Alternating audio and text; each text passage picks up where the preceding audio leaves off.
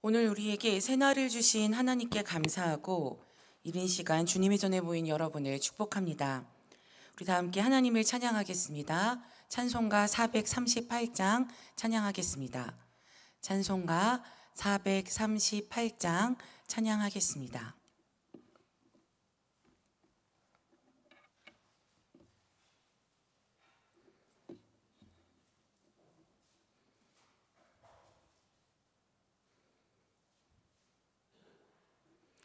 내 영혼이 은총 입어 중한 죄짐 벗고 보니 슬픈 많은 이 세상도 천국으로 화하도다. 할렐루야 찬양하세. 내 모든 죄 사함받고 주 예수와 동행하니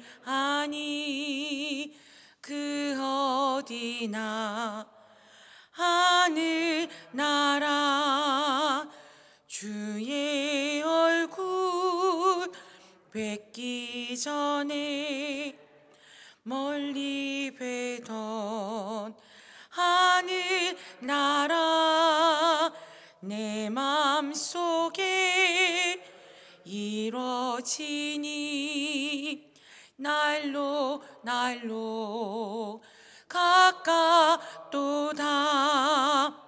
할렐루야 찬양하세. 내 모든 죄 사함받고 주 예수와 동행하니 그 어디나 하늘 나라 높은 산이 거친 들이 조막이나 궁궐이나 내 주 예수 모신 곳이 그 어디나 하늘 나라. 할렐루야 찬양하세. 내 모든 죄 사함받고 주 예수와 동행하니 그 어디나 하늘 나라. 아멘. 사도신경으로 우리의 신앙을 고백하겠습니다. 전능하사 천지를 만드신 하나님 아버지를 내가 믿사오며 그 외아들 우리 주 예수 그리스도를 믿사오니 이는 성령으로 잉태하사 동정녀 마리아에게 나시고 본디오 빌라도에게 고난을 받으사 십자가에 못 박혀 죽으시고 장사한 지 사흘 만에 죽은 자 가운데서 다시 살아나시며 하늘에 오르사 전능하신 하나님 우편에 앉아 계시다가 저리로서 산자와 죽은 자를 심판하러 오시리라. 성령을 믿사오며 거룩한 공예와 성도가 서로 교통하는 것과 죄를 사하여 주시는 것과 몸이 다시 사는 것과 영원히 사는 것을 믿사옵나이다. 아멘. 오늘 우리에게 주신 하나님 말씀은 사도행전 15장 1절부터 21절의 말씀입니다. 신약성경 213쪽 사도행전 15장 1절부터 21절까지의 말씀입니다.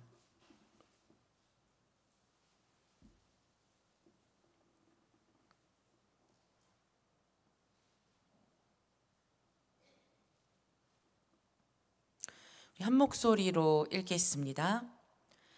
어떤 사람들이 유대로부터 내려와서 형제들을 가르치되 너희가 모세의 법대로 할례를 받지 아니하면 능히 구원을 받지 못하리라 하니 바울 및 바나바와 그들 사이에 적지 아니한 다툼과 변론이 일어난지라 형제들이 이 문제에 대하여 바울과 바나바와 및 그 중에 몇 사람을 예루살렘에 있는 사도와 장로들에게 보내기로 작정하니라. 그들이 교회의 전송을 받고 베니게와 사마리아로 다니며 이방인들이 주께 돌아온 일을 말하여 형제들을 다 크게 기쁘게 하더라. 예루살렘에 이르러 교회와 사도와 장로들에게 영접을 받고 하나님이 자기들과 함께 계셔 행하신 모든 일을 말하며 바리새파 중에 어떤 믿는 사람들이 일어나 말하되 이방인에게 할례를 행하고 모세의 율법을 지키라 명하는 것이 마땅하다 하니라. 사도와 장로들이 이 일을 의논하러 모여 많은 변론이 있은 후에 베드로가 일어나 말하되 형제들아 너희도 알거니와 하나님이 이방인들로 내 입에서 복음의 말씀을 들어 믿게 하시려고 오래전부터 너희 가운데서 나를 택하시고 또 마음을 아시는 하나님이 우리에게와 같이 그들에게도 성령을 주어 증언하시고 믿음으로 그들의 마음을 깨끗이 하사 그들이나 우리나 차별하지 아니하셨느니라. 그런데 지금 너희가 어찌하여 하나님을 시험하여 우리 조상과 우리도 능히 매지 못하던 멍에를 제자들의 목에 두려느냐. 그러나 우리는 그들이 우리와 동일하게 주 예수의 은혜로 구원받는 줄을 믿노라 하니라. 온 무리가 가만히 있어 바나바와 바울이 하나님께서 자기들로 말미암아 이방인 중에서 행하신 표적과 기사에 관하여 말하는 것을 듣더니 말을 마침에 야고보가 대답하여 이르되 형제들아 내 말을 들으라. 하나님이 처음으로 이방인 중에서 자기 이름을 위할 백성을 취하시려고 그들을 돌보신 것을 시므온이 말하였으니 선지자들의 말씀이 이와 일치하도다. 기록된 바 이후에 내가 돌아와서 다윗의 무너진 장막을 다시 지으며 또 허물어진 것을 다시 지어 일으키리니 이는 그 남은 사람들과 내 이름으로 일컬음을 받는 모든 이방인들로 주를 찾게 하려 함이라 하셨으니 즉 예로부터 이것을 알게 하시는 주의 말씀이라 함과 같으니라. 그러므로 내 의견에는 이방인 중에서 하나님께로 돌아오는 자들을 괴롭게 하지 말고 다만 우상의 더러운 것과 음행과 목매어 죽인 것과 피를 멀리하라고 편지하는 것이 옳으니 이는 예로부터 각 성에서 모세를 전하는 자가 있어 안식일마다 회당에서 그 글을 읽음이라 하더라. 아멘. 이 말씀은 하나님의 말씀입니다.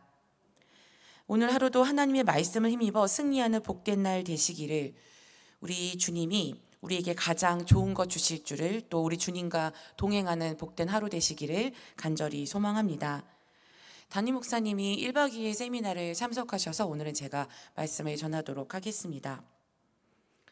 사도행전 14장 27절은 바울의 1차 선교 여행의 그 결과에 대해서 이렇게 이야기합니다. 제가 읽겠습니다. 그들이 이르러 교회를 모아 하나님이 함께 행하신 모든 일과 이방인들에게 믿음의 문을 여신 것을 보고하고. 아멘. 이방인들에게 믿음의 문이 열렸다라는 것은 바로 이 1차 선교 여행의 가장 귀한 결과였습니다. 가장 귀한 결과를 가지고 다시 돌아온 안디옥 교회에서 선교 보고를 하며 바울과 바나바는 기쁨과 평안을 누렸을 것입니다. 그런데 그것도 잠시였습니다. 가장 기쁘고 평안한 그 지점에서 안디옥 교회와 바울과 바나바는 문제를 만나게 됩니다. 그 문제는 예루살렘에서 왔다 하는 유대인들에 의해서 시작되었고 적지 않은 충돌과 논쟁으로 이어지게 됩니다. 예루살렘에서 왔다고 하는 그 유대인들의 주장은 이방인들도 유대인 그 모세의 율법을 지켜야 구원받을 수 있다는 것이었습니다.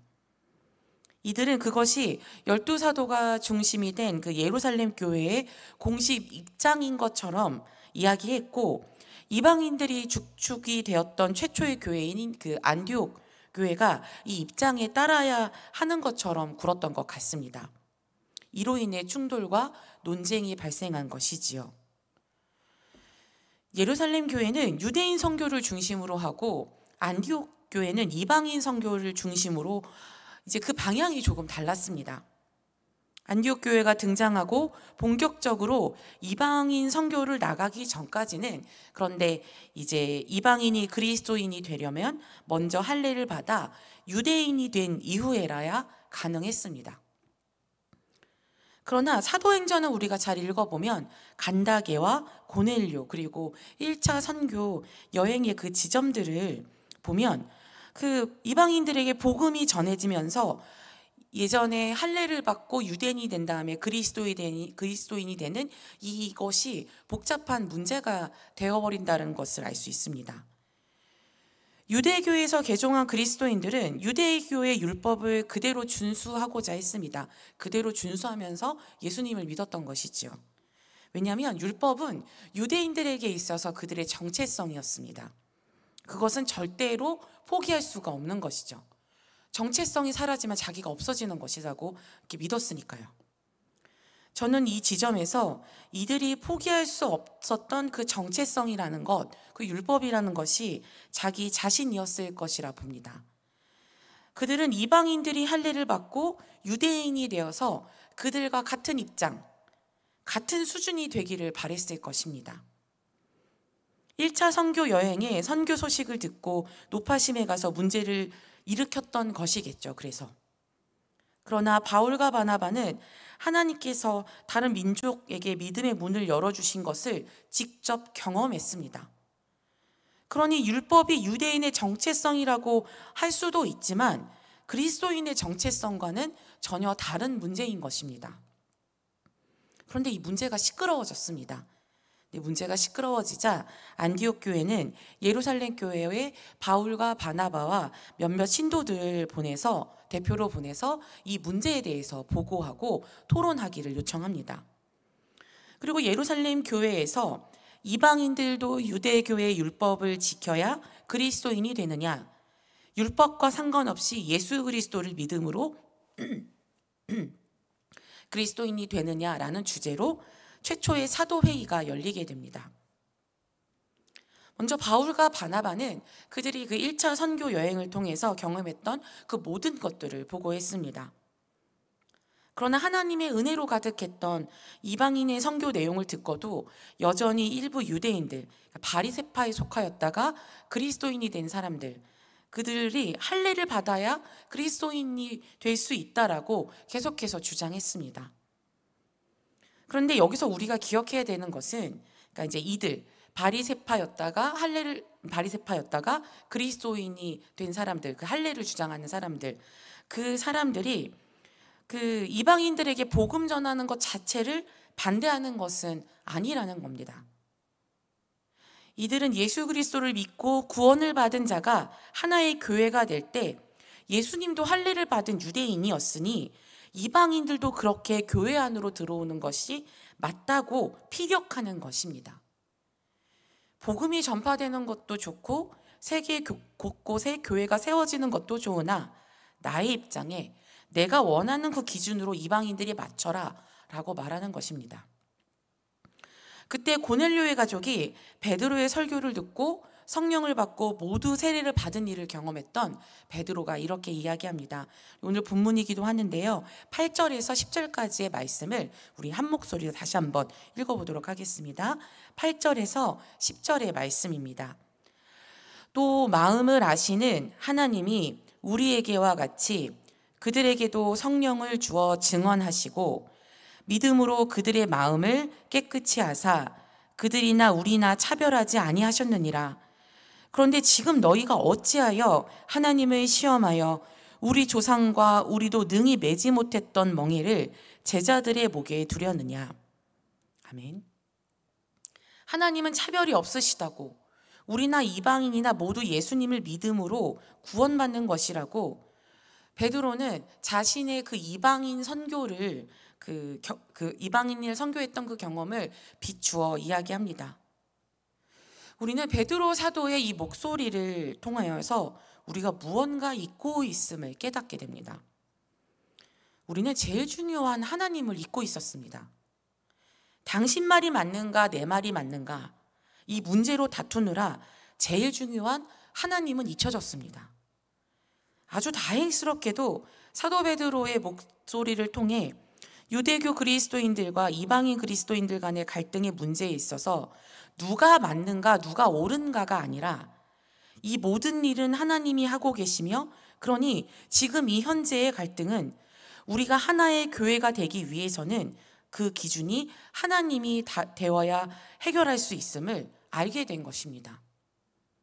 이에 주의 형제인 야고보는 이렇게 이야기합니다. 19절과 20절의 말씀을 함께 읽겠습니다. 그러므로 내 의견에는 이방인 중에서 하나님께로 돌아오는 자들을 괴롭게 하지 말고 다만 우상의 더러운 것과 음행과 목매어 죽인 것과 피를 멀리하라고 편지하는 것이 옳으니. 아멘. 야고보 사도는 이방인 그리스도인들에게 율법적 정체성을 강요하는 것은 하나님께로 돌아온 자들을 괴롭게 하는 것이라고 말합니다. 하나님은 율법이라는 정체성보다 더 큰 분이심을 야고보 사도는 알았던 것입니다. 하나님이 기준이 되었으니 이제 결단을 해야 합니다. 유대교 정체성이 없는 이방인 그리스도를 한 교회로 받아들이기 위해 유대교 그리스도인들이 먼저 변화해야 합니다. 그리고 이와 동시에 이방인 그리스도인들도 이와 같이 유대교 그리스도인들과 함께 하나의 교회가 되기 위해서 변화해야겠지요. 그러기 위해서 야고보 사도는 이방인 그리스도인들에게 다만 우상의 더러운 것과 음행과 목매어 죽인 것과 피를 멀리하라고 이렇게 제안하는 것입니다. 안디옥 교회에서 요청했던 것은 복음 전파의 그 형식의 자유였습니다. 그런데 자유를 원한다고 핵심을 잃어버릴 수는 없지요. 그래서 야고보 사도가 그 사도행전 15장 20절에서 제안한 것은 반드시 지켜야 하는 것이 있다라는 것입니다. 그것은 우리 예수 그리스도를 믿는 신앙의 핵심이기 때문에 그렇다는 겁니다. 그 핵심 중 첫 번째는 우상의 더러운 것과 음행을 멀리하라는 것, 그것은 오직 하나님만 사랑해야 한다라는 것입니다. 또 목매어 죽인 것과 피를 멀리하라고 하는 것은 생명이 피에 있다라는 성경의 가르침에 따라 생명을 사랑할 것을 우리에게 이야기합니다. 우리 그리스도인이 변화할 수 있는 방법은 오직 한 가지입니다. 하나님을 깊이 사랑하고 하나님의 사랑 안에 살아갈 때입니다. 안디옥 교회는 변화를 요청했고 예루살렘 교회는 그 변화를 받아들였습니다. 그러나 그 변화도 하나님의 사랑이라는 하나님이라는 그 핵심을 잃어버리면 안 됩니다. 하나님을 깊이 사랑하고 하나님의 사랑 안에 살아가는 안디옥 교회는 야고보 사도의 이 제안을 아주 기쁘게 받아들였습니다. 그러니까 자신들도 하나의 교회가 되기 위해 이를 지키며 하나의 교회가 되기 위한 변화에 동참할 것을 약속하는 것이지요. 하나의 교회가 되기 위해서는 기준이 필요합니다. 그리고 그 기준을 찾지 못할 때 하나의 교회는 흔들리기 시작합니다. 오늘 예루살렘 교회에 있었던 사도 회의는 문제의 원인을 그리고 그 문제 해결 방법을 아주 잘 찾았습니다. 그것은 이들이 늘 성령 충만하고 기도하는 사람들이었기 때문에 가능한 일이었습니다. 우리도 늘 기도하여 성령 충만할 수 있기를 간절히 소망합니다. 그래서 문제 앞에 흔들리지 않기를, 문제 앞에서 오직 하나님만 바라볼 수 있기를 간절히 소망합니다. 하나의 교회가 된다라고 하는 것은 나에게 다른 이들을 맞추고 다른 이들을 나에게 맞추는 그런 일들을 통해서 이루어지지 않습니다. 하나의 교회가 되는 일의 기준은 오직 하나님입니다. 누구 말이 맞는지가 중요한 것이 아니라 하나님이 원하시는 것이 무엇인지, 지금 내가 하는 이 일이 하나님을 사랑해서 하는 일인지가 더 중요해야 합니다. 오늘 하루도 하나의 교회로서 모든 삶의 기준이 하나님이 되어 하나님을 깊이 사랑하는 삶을 살아낼 수 있기를, 그런 삶을 살아가는 우리 모두가 될 수 있기를 간절히 소망합니다. 기도하겠습니다. 자비로우신 하나님, 새벽을 깨워 하나님을 찾는 이들에게 주님이 크신 은혜를 내려주실 줄 믿습니다. 주님, 우리가 세상의 어려움과 문제 가운데 있습니까? 우리가 더욱더 뜨겁게 기도하게 하옵소서. 우리가 성령 충만하여 오직 하나님만 바라보고 하나님이 기뻐하시며 하나님이 모든 것 되시는 일을 할 수 있는 우리 모두가 되게 하옵소서. 오늘도 우리가 하나님을 더욱더 깊이 사랑할 수 있도록 우리들을 하나님의 사랑으로 인도하여 주시옵소서. 예수님의 이름으로 기도합니다. 아멘. 하늘에 계신 우리 아버지여, 이름이 거룩히 여김을 받으시오며 나라가 임하시오며 뜻이 하늘에서 이루어진 것 같이 땅에서도 이루어지이다. 오늘 우리에게 일용할 양식을 주시옵고 우리가 우리에게 죄 지은 자를 사하여 준 것 같이 우리 죄를 사하여 주시옵고 우리를 시험에 들게 하지 마시옵고 다만 악에서 구하시옵소서. 나라와 권세와 영광이 아버지께 영원히 있사옵나이다. 아멘.